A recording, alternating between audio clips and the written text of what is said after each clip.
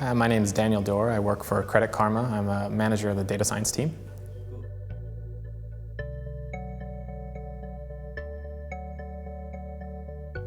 Well, it was really cool being here because there were some really great speakers, had some really interesting problems they were solving. It was also kind of interesting getting some feedback from the audience on the problem I was presenting and how I was thinking about it. A lot of good things I can incorporate in my day-to-day too.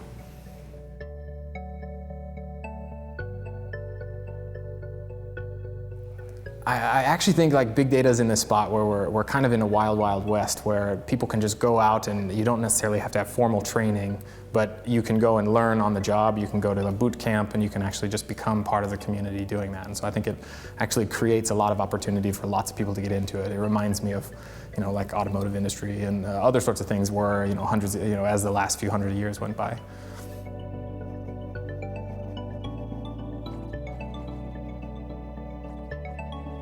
Yeah, I think if people could take one thing from my talk, I think I think it's that we as the big data community have a really interesting opportunity to make sure that, interesting opportunity to help people actually benefit from the interactions with our products, especially when you consider that right now a lot of interactions are driven by big data, but 5-10 years from now almost every interaction will be driven from big data. I think if we can start thinking about how we can measure and include user benefit into the types of decisions we're making, everybody will be better off.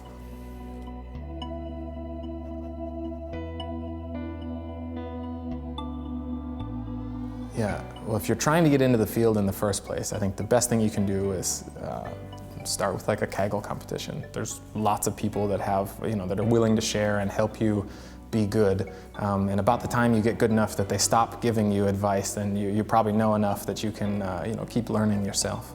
But I think that's one of the things that'll really help. Along with some of the other paid courses that people can take. But I think that's the best free resource.